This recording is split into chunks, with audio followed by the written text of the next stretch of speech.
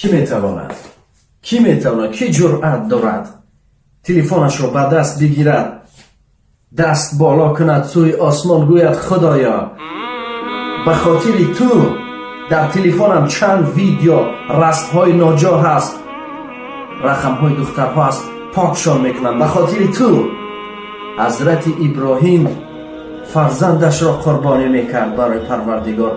نمیتوانی یک رسم، یک ویدیویی که هست پاکش بسازی یا دخترها را بر خطیس یا چارن سپیسک پرتوی به زندگیت برگردی، نزدی آیلت برگرد، بعد در کارت در تجارتت آمد میشود، فیض می آید، میبینی که زندگیت کلن دیگر میشود، به پروردگار نزدیک میشوی.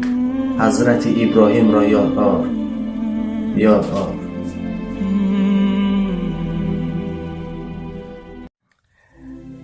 یک لحظه مخور حسرت آن را که نداری، یک لحظه مخور حسرت آن را که نداری. راضی به همین چند قدم مال خودت باش.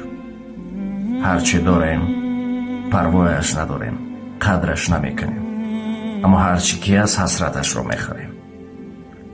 اگر که در یگان وظیفه باشیم باز بالا بودگیش شکر نمیکنیم.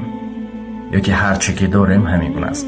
یک نفر مسجد میرفت، هر روز از خدا میپرسید که خدایا بر من ولسیپد بده دوچرخه، خدایا بر من ولسیپد دوچرخه بده.